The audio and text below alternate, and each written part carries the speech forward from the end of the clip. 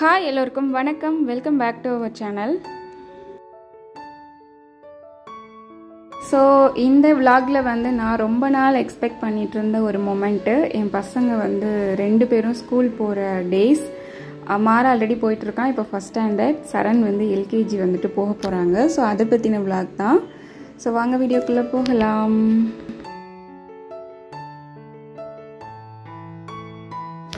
இப்போ ஷாப்பிங்காக வெளியே வந்திருந்தோம். இது மெயினாக இவங்க 2 பேர்த்தையும் கூட்டிகிட்டு வந்ததுக்கான காரணம், எங்கள் வீட்டில் பொதுவாக என்ன நடக்கும் அப்படின்னா, எந்த டாய்ஸ் வாங்கினாலும் 2 பேர்த்துக்கும் சேம் கலரில் வாங்கினோன்னா தான் தப்பிச்சோம். அப்படி இல்லைன்னா அவங்களுக்கு பிடிச்ச மாதிரி வாங்கணும், இல்லாட்டி 2 பேர் சண்டை போட்டுப்பாங்க அப்படின்றதுனால 2 பேர்த்தையுமே கூட்டிகிட்டு போயிட்டு பேக்கில் இருந்து அவங்களுக்கு பாக்ஸு எல்லாமே அவங்களுக்கு ஃபேவராக என்னவோ அதெல்லாம் வாங்கிட்டு வந்திருந்தோம். ஸோ அப்போ தான் நம்ம தப்பிக்க முடியும். அது மட்டும் இல்லாமல் அவங்களோட புக்ஸ் அண்ட் நோட்ஸ்க்கு கவர் போடணும். நிறைய நோட் புக்ஸ், நிறைய புக்ஸ் இருந்தது. ஸோ அவங்க ஸ்கூல் பொறுத்த வரைக்கும் ஃபஸ்ட்டு டேவே நம்ம கவர் பண்ணி லேபிள் ஒட்டி கொடுத்துடணும். அவங்களுக்கு தேவைப்படுற டைமில் ஸ்டூடெண்ட்ஸ்க்கு புக்ஸை கொடுத்து அனுப்பிச்சி விடுவாங்க. ஸோ அது வரைக்கும் புக்ஸ் எல்லாம் அவங்க கண்ட்ரோலில் தான் இருக்கும் அப்படின்றதுனால அதுக்கான ஒரு சில மெட்டீரியல்ஸும் வாங்கினோம். பட் கிட்டத்தட்ட 2 o'clock வரைக்கும் ஆயிடுச்சு. அவ்வளோ நேரம் ஆச்சு. நமக்கு புக்ஸ்க்கு அட்டை போடுறது போயிட்டு பசங்களுக்கு போடுறது லெவலுக்கு வந்துட்டோம். நம்மளும் அடுத்தடுத்த ஸ்டேஜை கிராஸ் பண்ணி வந்துட்டோம்னு நினைக்கும்போது ரொம்பவே பெருமை. அதுவும் பர்டிகுலராக பசங்களை ஸ்கூல் போகிற அளவுக்கு வளர்த்துட்டோம் அப்படிங்கும்போது உண்மையாலுமே ரொம்ப பெருமையாகவும் என்ன சொல்கிறது, அது வேற ஒரு ஃபீலாக இருந்துச்சு.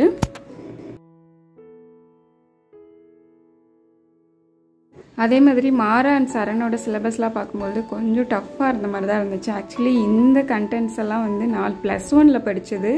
பட் இதெல்லாம் என்னோடய பையன் ஃபஸ்ட் ஸ்டாண்டர்ட்லேயே படிக்க போகிறான் அப்படிங்கும்போது ஒரு சைடு ஹாப்பியாக இருந்தாலும் ஒரு சைடு இதை எப்படி அவன் அண்டர்ஸ்டாண்ட் பண்ணிப்பான் அப்படின்ற மாதிரி இருந்துச்சு. ஸோ மாராவுக்கு சொல்லிக் கொடுக்கும்போது மட்டுமே எனக்கு ரொம்ப எப்படி சொல்கிறது, பொறுமையை சில டைம்லாம் இழந்துருவேன். பட் இப்போ 2 பேருக்குமே அட் அ டைமில் சொல்லிக் கொடுக்கணும் அப்படிங்கும்பொழுது என்ன பண்ண போகிறேன்னு தெரில. பட் ஓகே, சேலஞ்சிங்காக எடுத்து 2 பசங்களையும் நல்லபடியாக கைட் பண்ணி படிக்க வைக்கணும் அப்படின்றதுல ரொம்ப தெளிவாகவே நான் இருக்கேன். So successfully the first day of school வந்துடுச்சு. ஸோ இதுக்காக ரொம்ப நாள் எக்ஸ்பெக்ட் பண்ணிகிட்டு இருந்த மொமெண்ட் இது. இன்றைக்கி மாரா அந்த கேம்பஸ் போகிறது அப்படின்றதுனால 2 பேர்த்துக்குமே டைமிங் பார்த்திங்கன்னா 9-10 தான். பட் இன்றைக்கி ஃபர்ஸ்ட் டே அப்படின்றதுனால 10 o'clock வரைக்குமே ஸ்கூலில் பெர்மிஷன் இருந்தது. ஸோ ஃபஸ்ட்டு சரணை கொண்டு போய் விட்டுட்டு அதுக்கப்புறம் மாராவை கூட்டிகிட்டு போனோம். இன்றைக்கி என்னோடய ஹஸ்பண்ட் லீவ் போட்டிருந்ததுனால எனக்கு கொஞ்சம் சப்போர்ட்டிவாக இருந்தது. பட் இன்னொரு குட் நியூஸ் என்னென்னா, சரண் அழுகவே இல்லை. போகிறப்பையும் சரி வரப்பையும் சரி சிரிச்சுட்டே வந்தான். அது ரொம்ப பாசிட்டிவாக ஃபீல் ஆச்சு. பட் நாளைக்கு என்ன பண்ணுவான்றது எனக்கு தெரில. நாளைக்கு என்னோடய ஹஸ்பண்ட் இருக்க மாட்டாங்க, நான் தான் ஹேண்டில் பண்ண போகிறேன் அப்படின்னு நினைக்கும் போது கொஞ்சம் பயமாக தான் இருக்குது. பட் பார்ப்போம். அதுக்கப்புறம் மாராவோட ஸ்கூலுக்கு போயிட்டு இருந்தோம். மாரா யூஷுவல் ஒரே அழுகை தான். ஏன்னா அவருக்கு இது வேறு கேம்பஸ் அப்படின்றதுனால அவருக்கும் அது நியூவான ஸ்கூல் அப்படின்ற ஒரு ஃபீல் இருந்துச்சு. பட் அவரோட கிளாஸ் ரூம் போயிட்டு அவங்களோட ஃப்ரெண்ட்ஸ் எல்லாம் பார்த்ததுக்கப்புறம் கொஞ்சம் செட்டில் ஆன மாதிரி ஃபீல் ஆச்சு.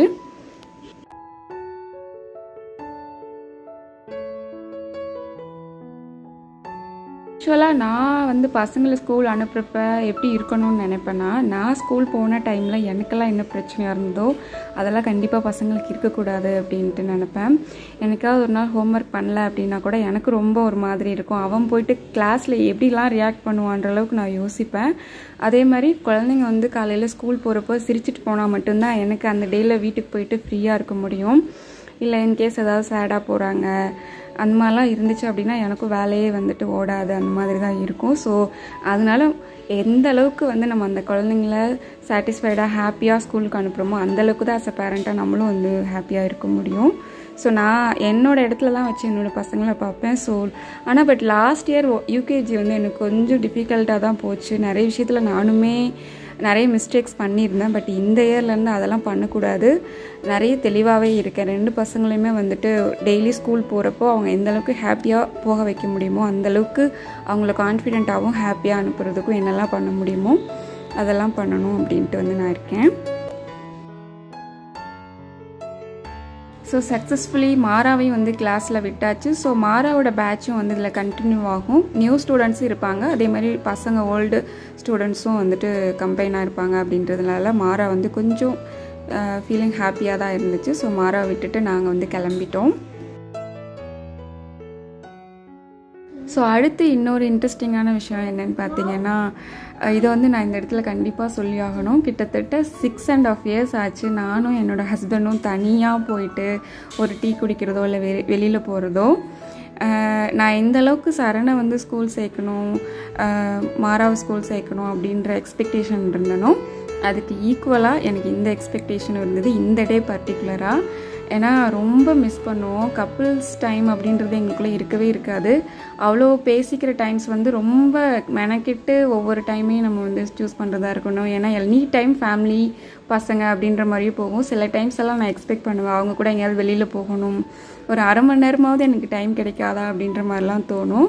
நானும் என் அம்மா அப்பா அவங்க அம்மா அப்பா கிட்டலாம் விட்டுட்டு போவோம். பட் இருந்தாலும் பசங்க வந்து யாருக்கிட்டையுமே அட்டாச்சாக இருக்க மாட்டாங்க. ஒரு 10 minutes தான், அதுக்கப்புறம் எங்களை தேட ஆரம்பிச்சிருவாங்க. அப்படிங்கும்போது வெளியில் போனாலும் எங்களுக்கு அதே தாட்ஸ் தான் வரும். ஸோ அதனால் திருப்பி வந்துடும். பட் இன்றைக்கி வந்து உண்மையாலுமே ரொம்ப ரொம்ப ஹாப்பியாக இருக்குது. ஏன்னா ஸ்கூலில் வந்து நல்லபடியாக விட்டுட்டு எங்களுக்கான அந்த ஸ்பெஷல் மூமெண்ட்டை வந்து நாங்கள் என்ஜாய் பண்ண போகிறோம். ஸோ பேக் டு லவ் ஃபார்ம்னு கூட சொல்லலாம். ஸோ ஃபர்ஸ்ட் வந்து ஸ்கூலில் விட்டுட்டு நாங்கள் வந்தது வந்து பார்த்திங்கன்னா இந்த கோவில் தான். இது வந்து மாருதி காட். அவங்கள பற்றி எனக்கு பெருசாக தெரியல, பட் அந்த சாமி பேர் மாருதி. அங்கே தான் வந்திருந்தோம். இந்த கோவிலில் ஒரு சில ப்ரொசீஜர்லாம் இருக்குது, அதெல்லாம் பண்ணிவிட்டு கோவிலுக்குள்ளே போயிட்டு சாமி கும்பிட்டுட்டு ஆக்சுவலாக வெளியில் போகணும் அப்படின்ற ஐடியாவில் தான் போனோம். பட் இந்த கோவிலுக்கு வந்ததுக்கப்புறம் சுத்தமாக எங்கேயும் போகிறதுக்குமே மனசு இல்லை. அவ்வளோ கூலிங்காக இருந்தது. அவ்வளோ ஒரு ப்ளசண்ட்டான மொமெண்ட்டில் ரொம்ப நேரம் உட்காந்து பேசிகிட்டு இருந்தோம். ஸோ அந்த பேசிகிட்டு இருந்த மொமெண்ட்லாம் வந்து வேறு லெவல் ஃபீல் தான். உண்மையாக சொல்லணுன்னா இந்த கோவில் இந்த தரையில் இவ்வளோ வெயிலில் வந்து சுடவே இல்லை. அவ்வளோ இது என்ன டைல்ஸ்ன்னு எனக்கு சொல்ல தெரியல, பட் நிஜமாலுமே சொல்கிறேன், இது சுடவே இல்லை. காலுக்கு எதமாக தான் இருந்துச்சு. ஸோ எங்கே பார்த்தாலும் அந்த ஒயிட் கலர் அப்படிங்கும்பொழுது அது பார்க்குறதுக்கே ரொம்ப அவ்வளோ அழகாக இருந்தது. எல்லாமே டைல்ஸில் தான் பண்ணியிருந்தாங்க. டைல்ஸில் தான் வந்து அந்த சிற்பம் அந்த வேலைப்பாடுகள்லாம் இருந்தது. சுற்றி சுற்றி அதவே தான் நாங்கள் வாக் பண்ணி வந்துட்டு இருந்தோம். ஸோ உண்மையாலுமே இது ஒரு குட் மெமரிஸில் இது வந்து ஃபஸ்ட் இடத்தவே பிடிக்கும். அந்தளவுக்கு நாங்கள் ரொம்ப நாள் கழித்து ரிலாக்ஸ்டாக டைம் ஸ்பெண்ட் பண்ணது இந்த இடம் தான். கண்டிப்பாக அடுத்தடுத்து வந்துட்டு இதே பிளேஸ்க்கு திருப்பி திருப்பி வருவோம் அப்படின்ற ஐடியாவில் தான் கண்டிப்பாக இருக்கும். அதுக்கப்புறம் வந்துட்டு என் ஹஸ்பண்ட் கிட்ட ஒரு ரிக்வெஸ்ட்டாக கேட்டது, மந்த்லி ஒரு 1 or 2 days இந்த மாதிரி பர்மிஷனோ இல்லை half a day லீவ் போட்டுட்டோ இந்த மாதிரி வந்துட்டு வெளியில் வரணும் அப்படின்ற மாதிரி சொல்லியிருந்தேன். அவர் ஓகே சொல்லியிருந்தாங்க. ஏன்னா இந்த கப்புள்ஸ் டே அப்படின்றது ரொம்பவே இம்பார்ட்டண்ட். நிறைய பேர்த்துக்கு வந்து அது பிளான் பண்ண தெரியல. என்னை பொறுத்த வரைக்கும் வெளியில் போகணும், நிறைய செலவு பண்ணி தான் அந்த மாதிரி மொமெண்ட்ஸ்லாம் க்ரியேட் பண்ணணும் அப்படின்லாம் இல்லை. இங்கெல்லாம் ஆக்சுவலாக எந்த ஒரு இதுவுமே இல்லை. நாங்கள் வந்துட்டு இங்கே வந்து எங்களுக்கு எப்படி ப்ரேயர் பண்ணுறதுன்னு கூட தெரியல. நாங்கள் வந்துட்டு சாமி கும்பிட்டுட்டு கொஞ்ச நேரம் பிரசாதம் கொடுத்தாங்க, வாங்கி சாப்பிட்டு உட்காந்துருந்தோம். அவ்வளோதான். எங்களை பொறுத்த வரைக்கும் வேறு எதுவுமே இந்த கோவிலில் எக்ஸ்பெக்ட் பண்ணலை. பட் அவ்வளோதான். இதுதான் மொமெண்ட்ஸ் க்ரியேட் பண்ணுறது. நமக்கு வந்து ஒரு ½ an hour ஒரு 2 கப் டீ இருந்தால் போதும், அந்த மொமெண்ட்ஸை ஜாலியாகவே என்ஜாய் பண்ணலாம். அதனால் முடிஞ்ச அளவுக்கு கப்புள்ஸாக ஒரு ஹஸ்பண்ட் அண்ட் ஒய்ஃப்குள்ளே நிறைய அண்டர்ஸ்டாண்டிங் வரணும் அப்படின்னா இந்த மாதிரியான ஸ்பேஸ் வந்து ரொம்பவே தேவைப்படும். ஸோ அதனால அட்லீஸ்ட் ஒரு கோயிலுக்கு போகலாம், இல்லை ஏதாவது ஒரு ப்ளசண்ட்டான ஒரு இடத்துக்கு போயிட்டு கொஞ்சம் நேரம் டைம் ஸ்பெண்ட் பண்ணலாம். அந்த மாதிரிலாம் பண்ணுறது வந்து லைஃப்க்கு ரொம்பவே ஹெல்த்தியாக இருக்கும். ஸோ அதை நீங்களும் ட்ரை பண்ணுங்கள். கண்டிப்பாக நான் இனிமேல் மிஸ் பண்ண மாட்டேன். இந்த கோவில் வந்து பெங்களூரில் தான் இருக்குது. ரொம்ப தூரம்லாம் இல்லை, ஒரு ஹொசூர்லேருந்து 7 kilometers தான். ரொம்ப நாளாக பைக் ட்ராவல் பண்ணணும்னு சொல்லிட்டு ஆசை. ஸோ அதை வந்து இன்றைக்கி நாங்கள் சக்ஸஸ்ஃபுல்லி கம்ப்ளீட் பண்ணியாச்சு.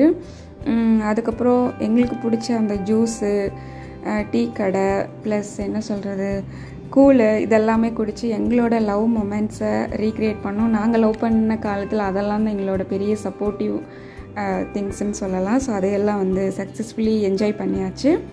அதுக்கப்புறம் வந்து திருப்பி சரணை வந்து பிக்கப் பண்ண வேண்டிய டைம் வந்துருச்சு. 11:30 வரைக்கும் தான் அவருக்கு இன்றைக்கி ஸ்கூலு. ஏன்னா ஃபஸ்ட்டு 3 days வந்து 11:30 வரைக்கும் தான் ஸ்கூல் வச்சுருந்தாங்க. அதுக்கப்புறம் தான் 2 o'clock வரைக்கும் ஸ்கூல் இருக்கும். ஸோ திருப்பி அவரை வந்து கொஞ்சம் நேரம் விளையாட விட்டுட்டு அதுக்கப்புறம் அவரை கூட்டிகிட்டு ஃபோட்டோ எடுக்கணும்னு சொல்லிட்டு ஃபோட்டோ எடுக்கிறதுக்காக கிளம்பிட்டோம்.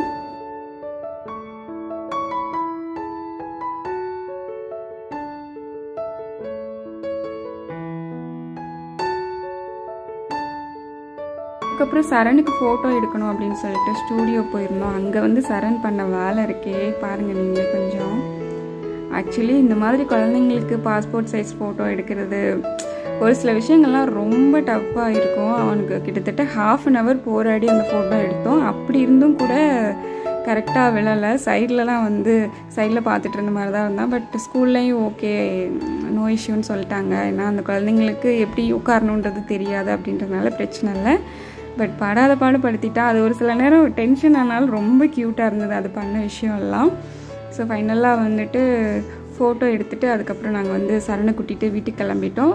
ஆல்மோஸ்ட் 12 o'clockலாம் வந்து நாங்கள் வீட்டுக்கு வந்துட்டோம். அதுக்கப்புறம் மாராவுக்கு வந்து 2:45க்கு வந்து பஸ் ரீச் ஆச்சு எங்களோட போர்டிங்க்கு.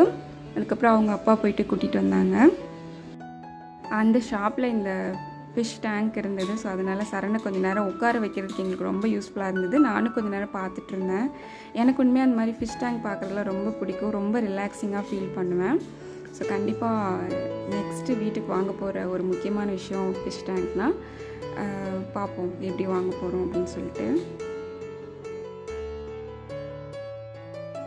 அதுக்கப்புறம் மாரா வந்துட்டு 2:45க்கு வந்து கூட்டிகிட்டு வந்தாச்சு. ஸோ நாளைக்கு வந்து உண்மையாக நான் தான் ஹேண்டில் பண்ண போகிறேன் 2 பேர்த்தையும். ஸோ அந்த ரியல் ரொட்டீன் எப்படி இருக்கும் அப்படின்றத நான் நெக்ஸ்ட் விளாகில் ஷேர் பண்ணுறேன்.